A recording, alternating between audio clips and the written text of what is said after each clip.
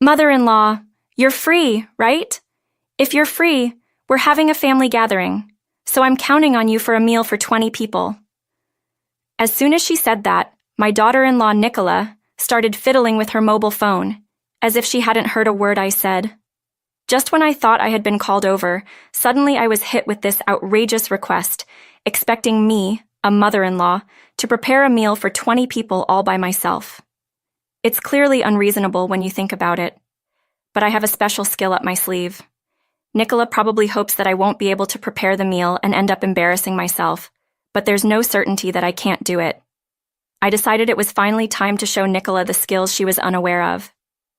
My name is Ellis, a 65-year-old homemaker. I live alone since my husband passed away. We had one son, Oliver, who has since left home, married, and started his own family. I was genuinely happy when Oliver got married. Nicola seemed like a very sweet person, and I hoped that despite being in-laws, we would get along well. But the reality wasn't so sweet. Ellis, can you come over? I'm swamped with housework. You're free anyway, right? One day while relaxing at home, I received such a call from Nicola. It takes only about a 10-minute walk from my house to Oliver and Nicola's, and we used to interact quite frequently. However, most of these interactions were due to Nicola's unreasonable demands. Didn't you say the same thing last week? Aren't you just being lazy? You are a homemaker, aren't you? Nicola, frustrated by the frequent calls, I retorted sharply. Just come quickly, we're family, right? I'm asking for help, so you should help. You should be thankful I married your son. To which Nicola replied irritably.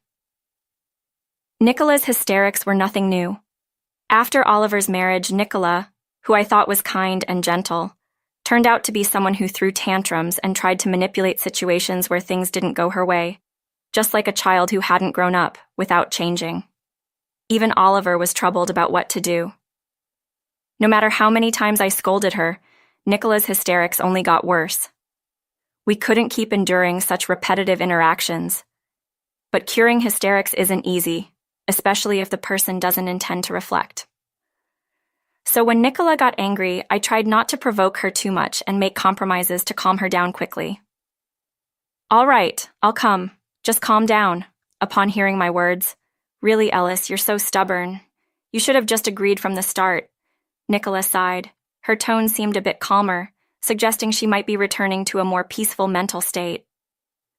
Honestly, I sometimes wonder why I have to do these things. But since Oliver can't handle Nicola, I have no choice. I took the bare minimum essentials and headed to Oliver and Nicola's house. Upon arrival, Nicola was standing at the entrance with her arms crossed. Aren't you late? You didn't make a detour, did you? She spoke as if to blame me. Indeed, I didn't come straight to Oliver and Nicola's house because it was almost dinner time. I thought of cooking for them and had bought ingredients. It's almost dinner time, isn't it? If you're not in the mood for housework, I thought you might find cooking troublesome too, so I brought some ingredients. I said calmly, trying not to convey any anger. If Nicola got angry, it would be a big problem. Thinking this, I spoke gently. But Nicola's face turned red with anger. Why do you have to do unnecessary things? I didn't ask you to make dinner. Surprised by her sudden complaint, I unintentionally let out a, huh. I was just trying to be considerate and prepare dinner, but what did I do wrong? Unable to comprehend the sheer irrationality of the situation, I tilted my head in confusion. It makes you happy to take over all my tasks, doesn't it? If I lose all my work, Oliver won't need me anymore. I won't have a role as a homemaker. But you seem to struggle with the housework, so don't do things that are unnecessary. I'll make dinner, so throw away those ingredients. Nicola pointed at the eco bag I was holding in my hand. Throwing it away? That's a joke. It is unthinkable to discard the ingredients I had carefully bought. I'm sorry for doing things my way, but throwing them away is... I tried to tread carefully not to upset Nicola further, and spoke with a lowered voice, only to hear her sigh heavily. Well, just for today, I'll let you cook. But make it look like I did it, Ellis. You just watched me cook, okay? So she wants me to cook dinner and let her take the credit. This was utterly unreasonable. As I opened my mouth to object, Oh, Ellis, you don't have the right to refuse. If you don't like it, throw away those ingredients right now. You wouldn't want to waste food, right? I was cornered with her words, ultimately. I couldn't bear to waste the ingredients, so I ended up cooking dinner for Oliver and Nika alone. When Oliver returned home and started eating, tonight's dinner is really good. He praised it enthusiastically. Nicola momentarily looked displeased but quickly put on a smile. Everything went well today. I'm glad you enjoyed it, she said, even though I was the one who made the meal. Nicola took all the credit. I was furious but knew that correcting Nicola's words would cause a huge scene. So without denying Nicola's words, "Well done, Nicola," I could only compliment her. The relationship with Nicola continued to deteriorate over a long time. Being treated like a servant had become the norm. My physical and mental health began to suffer, and I often felt unwell. I knew I had to change this relationship soon, but I had no idea what to do. Then one day, an opportunity came early in the morning. "I need you to come over right now," Nika called me, rubbing my sleepy eyes. I went to Oliver and Nicola's house, only to be met with an unbelievable request. "Ellis, you're free, right? If so, can you cook a meal for 20 people for a family gathering?" I was stunned by her words. A meal for 20 people now, all by myself? According to Nicola, today was a day for a meal with 20 of her relatives at their house, but she hadn't prepared anything and realized on the day that she couldn't prepare the meal. So, I was the chosen one. Just me. "Aren't you going to help, Nicola? I'm busy. I have to do my makeup and all. You can handle the meal instead today, Ellis. Who cares about someone gloomy like you?" I felt infuriated by her demeaning attitude. I had been silently tolerating Nicola's behavior to avoid troubling Oliver, but this was too much. Reaching my limit, I decided to start my revenge. "Understood. I'll use the kitchen." When I meekly agreed, Nicola smiled contentedly. "Good to hear you are obedient today. If only you were always like this." She left those words and lounged on the sofa, starting to play with her mobile phone. It seemed she had already prepared to welcome the 20 relatives no matter what I said. Nicola wouldn't listen, but having already agreed, I couldn't bring myself to refuse. Nicola probably thinks I can't make a meal for 20 people and will end up embarrassing myself. But sorry, I can't let things go her way so easily. When I entered the kitchen, I found that Oliver must have bought all the necessary ingredients for a meal for 20 people. While I looked at the ingredients, I quickly planned a menu. Actually, I used to be an elementary school lunch lady. I was accustomed to making lunch for nearly 1,000 people in the cafeteria, so I was quite experienced in preparing large quantities of food quickly. For a meal for 20 people, even if I had to plan the menu, I could finish it by noon if I started now. According to Nicola, the relatives wouldn't arrive until the evening, so I had some time to relax. Once I had a rough idea of the menu, I started cooking each dish, making sure it was cost-effective, yet not too shabby in appearance. Having been a school lunch lady, I often ended up cooking more than a single person could eat. Even when I was just making a regular meal, preparing a meal for 20 was almost too easy for me, and I genuinely enjoyed the cooking process. Sometimes Nika would come to check on me. "Are you getting emotional? Just give up already. It's impossible to cook for 20 people, you know. Or maybe the relatives would be happier with fancy steaks than a meal from Elis. Don't get your hopes up." Her harsh words didn't bother me at all as I was absorbed in enjoying my cooking. Nicola's words were like a fly bite, insignificant. I could feel Nicola's mood deteriorating, perhaps frustrated that her words didn't affect me. In the past, I would have immediately apologized to Nicola and tried to cheer her up upon noticing this, but not anymore. I had decided to thoroughly turn Nicola's world upside down. Imagining the pain that awaited Nicola in the future, a smile crept onto my face. As the time passed, Nicola's relatives began to arrive. Although Nicola herself had a rather unfortunate personality, her relatives seemed decent enough, and some even offered to help when they saw me working in the kitchen. "Would you like some help?" they asked. Every time I received such kind words, Nicola would glare at me as if to say, "Don't accept their help." "I appreciate your offer. Please look forward to the meal." I bowed my head politely and said, "We are looking forward to it." I received warm words, despite being treated terribly by Nicola. I had no grievances against her relatives. I put extra effort into the cooking to make sure they enjoyed their meal. When most of the required dishes were done, and I checked the time, it was still a bit early for dinner. Since I had some spare time, I decided to make a simple dessert. There were children present at today's gathering, after all. My favorite since childhood, crème brûlée. The spectacle of caramelizing the sugar with a burner right before serving is something you don't see every day, and had always fascinated me as a child. I was sure they would enjoy it. As I started on the dessert, Nicola appeared in the kitchen.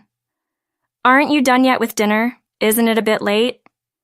Nicola laughed, looking down on me. She probably never expected that I had already finished the main dishes and was making dessert. "It's still early for dinner, isn't it? Can't you wait quietly a little longer?"